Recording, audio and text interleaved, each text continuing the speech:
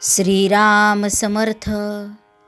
सुंदर कथा सांगत आहे हरिभक्त परायण रेखाताई गायकवाड, शिर्डी कोपरगाव. दृष्ट मुलगा. पावसाळ्याचे दिवस होते. तलाव काठोकाठ भरला होता. बेडूक काठावर बसून एक सुरात डराव डराव करीत होते. काही मुले स्नान करू लागली, पाण्यात उडी घेऊन पोहू लागली. त्यापैकी एकाने दगड घेतला व एका बेडकाला मारला. बेडूक उडी मारून पाण्यात गेला. बेडक्याच्या उड्या पाहून मुलाला खूप मज्जा वाटली. तो पुन्हा पुन्हा त्याला दगड मारू लागला व उड्या मारताना पाहून हसू लागला. दगड लागल्यामुळे बिचाऱ्या बेडकाला जखम झाली होती.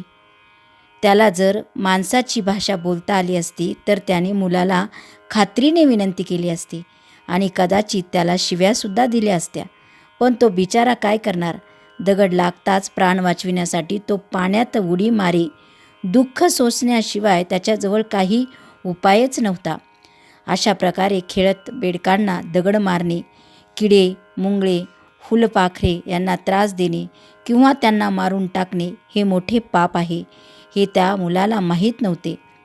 पाप करणाऱ्यास फार दुःख भोगावे लागते. मेल्यावर यमदूत त्याला धरून नरकात नेतात. तिथे त्याला खूप त्रास सोसावा लागतो. बेडकांना दगड मारणे त्याला खेळ वाटत होता. तो पुन्हा पुन्हा दगड मारतच होता. याला पकडून घेऊन चला. मुलाने मागून आवाज ऐकताच दचकून मागे पाहिले. 3 यमदूत उभे होते. ते काळे कुट्ट, लाल डोळ्यांचे, मोठाले दात, तिरपे नाक, हातात जाड दंडुके आणि दोरी. त्यांना पाहून मुलगा भ्याला. त्याने मित्रांना बोलावले, पण तिथे कोणी नव्हते. तो खेळत असताना बाकीची मुले स्नान करून घरी गेली होती. पकडा याला, एका यमदूताने दुसऱ्यास म्हटले. हा तर शेणकिड्यासारखा घाणेरडा आहे. दुसऱ्या यमदूताने तोंड वाकडे करून त्याला पकडायचे नाकारले. मी त्याला हातही लावणार नाही. हा फार नीच आहे. माझे हात मळतील, तिसरा म्हणाला.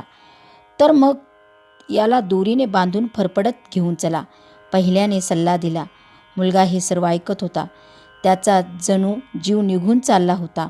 मोठ्या धैर्याने त्याने विचारले, मला कोठे नेणार? नरकात, जेथे सर्व पाप्यांना जिवंतपणेच तेलात तळतात, भजाप्रमाणे. यमदूत जोरात म्हणाला. भजासारखा? मुलाला आई घरी भजी तळते ते आठवले. बापरे, मी भजासारखा तळला जाणार? मी तुमचे काय नुकसान केले आहे? मला सोडा. मुलाने पाया पडून विनंती केली.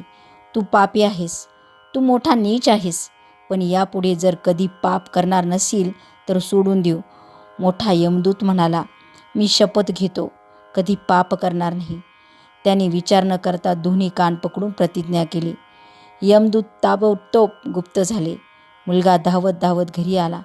त्याने आपल्या आईला सर्व हकीकत सांगितले आणि विचारले, आई, मी कोणते पाप केले?